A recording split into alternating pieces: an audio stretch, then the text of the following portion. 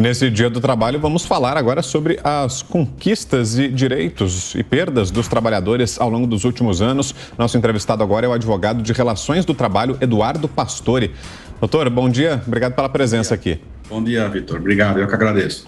Doutor, queria saber do senhor queria que o senhor falasse um pouquinho para a gente, para começar a nossa conversa, sobre as mudanças pelas quais passou a legislação trabalhista nos últimos anos. Afinal de contas, o mundo se modernizou, o trabalho se modernizou, as relações de trabalho mudaram muito. Como é que a legislação tem mudado ou se tem precisado de mais atualizações, se precisa de mudanças para acompanhar esse ritmo de evolução tecnológica? Certo. Muito bem, Vitor. A principal mudança que a legislação trabalhista teve, a última mudança mais importante foi em 2017 com a Lei da Reforma Trabalhista, a Lei 13.467. Instituiu algumas mudanças importantes, dentre as várias medidas que essa lei trouxe aqui, ela regulamentou o teletrabalho, ela acertou a questão da terceirização, concedendo, inclusive, uma melhoria das condições de trabalho para o trabalhador terceirizado, instituiu o princípio do negociado sobre o legislado, permitindo que sindicatos de trabalhadores e empregadores negociassem seus interesses com um pouco mais de liberdade. Então, ela trouxe algumas inovações que, na minha opinião, foram muito boas para o trabalhador, inclusive, principalmente, dentre elas, a questão do trabalho intermitente. Ela regulamentou o trabalho intermitente, que antes era exercido de forma totalmente precária, colocando o trabalhador intermitente dentro da CLT com todas as proteções trabalhistas. Então, esta última mudança de legislação, Vitor, que houve em 2017, na minha opinião, que foi feita pela reforma trabalhista, trouxe essas inovações que, no final das contas, vieram trazendo também mais segurança jurídica para os empregadores e mais direitos e mais segurança também para os trabalhadores trabalharem, exercerem sua atividade com um pouco mais de proteção e com mais efetividade. Esta, na minha opinião, foram as principais mudanças trazidas por essa lei de 2017. Oi, doutor. Bom dia para o senhor. Tudo bom, Camila? Tudo bem. Bom, a gente viu que, por causa da pandemia, a gente teve que se adaptar, muita gente aderiu ao home office, né? Essa nova modalidade de trabalho em casa. Eu gostaria de saber do senhor, com a experiência que o senhor tem no ramo, esse tipo de trabalho, o home office, ele veio para ficar, ele vai virar tendência, ele traz mais benefícios ao trabalhador?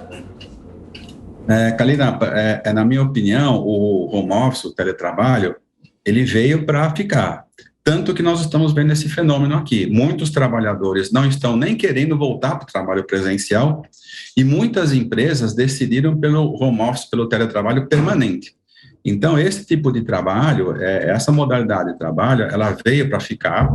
E aqui, Kalina, nós temos uma observação importante a ser feita.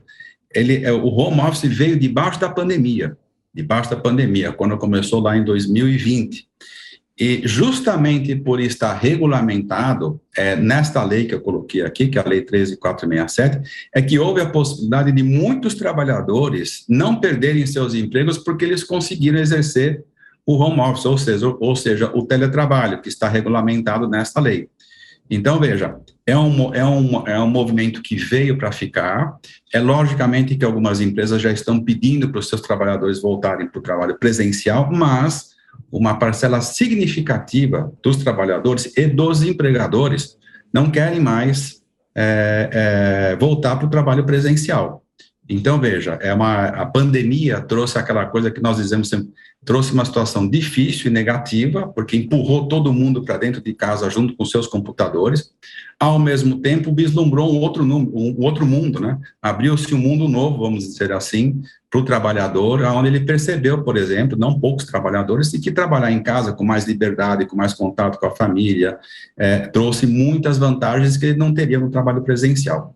Então, na minha opinião, o home office e o teletrabalho veio para ficar e nós estamos no momento agora de adequar algumas situações onde as empresas estão pedindo trabalho presencial e outros casos nós vamos manter o teletrabalho, o home office exatamente como ele está hoje.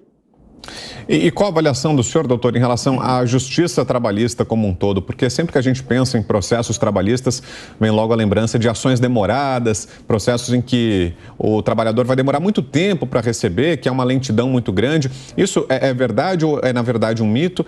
E qual a opinião do senhor em geral sobre a justiça trabalhista, o que poderia ser aprimorado? Esse é um ponto, Vitor, importante, porque justamente pela quantidade exagerada de processos trabalhistas é que nós temos a demora. E por conta disso, também a reforma trabalhista, essa lei de 2017, trouxe a possibilidade de você fazer acordo, que se chama acordo extrajudicial, onde as partes conseguem ir para a Justiça do Trabalho, faz um acordo e a Justiça do Trabalho homologa esse acordo, ela analisa e homologa esse acordo, sem necessariamente você ter uma ação trabalhista. Por que isso? Como você muito bem colocou aqui, Vitor, uma ação trabalhista demora, ela é custosa, para o trabalhador, ela custa o tempo, para o empregador custa tempo e dinheiro, porque os custos da ação trabalhista são muito caros para você movimentar a ação até o seu final, e por conta disso nós temos aqui a Justiça do Trabalho já permitindo que se faça esta homologação extrajudicial, esses acordos extrajudiciais. E também temos aqui, Vitor, uma forma de solução de conflito para quem não quiser enfrentar uma ação trabalhista que demora realmente, efetivamente, se você for contar o tempo todo de 4 ou 5, 6, 7 anos, você pode, além deste acordo entre as partes que você pode fazer, nós também temos a arbitragem, onde você pode utilizar para você poder resolver alguns tipos de conflitos, inclusive trabalhistas. Tanto a Constituição Federal quanto a Lei 13.467 permitem que você vá para a arbitragem, tanto no que se refere ao direito individual, quanto no direito coletivo. Então, tudo isso, Vitor, para dizer o seguinte, você tem razão. A Justiça do Trabalho, ela é muito demorada, ainda que, fazendo justiça para a Justiça do Trabalho aqui, ela tenha agilizado os seus processos, ela tenha conseguido avançar por conta da informatização, mas mesmo assim, as partes podem se valer de outros métodos, outros mecanismos de conciliação para quem não quiser ficar preso numa ação durante tantos anos. Doutor, falando agora sobre leis que promovem a inclusão no mercado de trabalho, há pouco nós exibimos aqui uma matéria mostrando a discriminação que ainda existe em relação a mulheres negras no mercado de trabalho. Mulheres também negras ainda vivem uma situação pior, enfrentam desafios piores. Gostaria de saber do senhor quais tipos de leis poderiam promover essa inclusão, lei de cotas, se dá para fazer mudanças nesse sentido.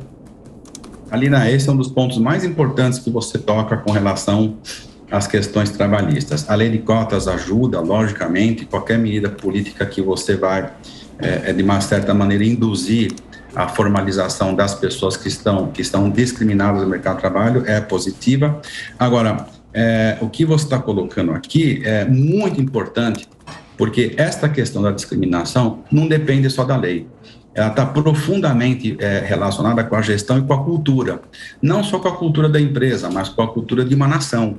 Nós temos uma cultura excludente com relação a essas pessoas, em especial as pessoas negras, que, na minha opinião, vai demorar para ser mudada, porque depende de uma questão comportamental, é uma questão de entender, compreender esse fenômeno como uma questão cultural. Então, a lei ajuda, a lei das cotas vai ajuda as políticas afirmativas que coíbem a discriminação contra negros, mulheres, pessoas com deficiência, lógico que ajuda. Nós temos a lei das cotas das pessoas com deficiência, que força, de uma certa maneira, a inclusão no mercado de trabalho através desta lei específica. Então, nós temos leis que podem ajudar a amenizar a questão da discriminação, em especial da mulher negra no mercado de trabalho. Agora, o que vai mudar isso, e aqui, Kalina, a gente tem que, alguém pode pensar, puxa vida, mas vai demorar. Vai demorar mesmo, porque é uma questão cultural, comportamental. Nós temos toda uma história escravocrata muito, muito intensa, profunda aqui no Brasil, e isso reflete nas relações de trabalho. Aliás, reflete em todas as áreas do nosso comportamento, mas especificamente as relações de trabalho. As leis ajudam a incluir essas leis ditas aqui, mas o que vai mandar nessa questão, muito mesmo, que vai ter uma importância muito grande, é a questão da gestão. O pessoal do RH, é a maneira com que a empresa, com que o dono do empreendimento vê, é sensível à questão da discriminação, propiciando a inclusão dessas pessoas no mercado de trabalho. É um movimento lento, gradual, e que vai demorar um pouco para se mudar essa realidade, mas nós já estamos no caminho. Eu acredito que essas leis específicas aqui ajudam na inclusão da mulher negra no mercado de trabalho, sim. Muito bem, ouvimos aqui o doutor Eduardo Pastore, advogado de Relações do Trabalho. Obrigado mais uma vez, doutor, pela presença aqui. Bom domingo. Muito obrigado, Kalina. Obrigado, Kalina, Vitor, obrigado.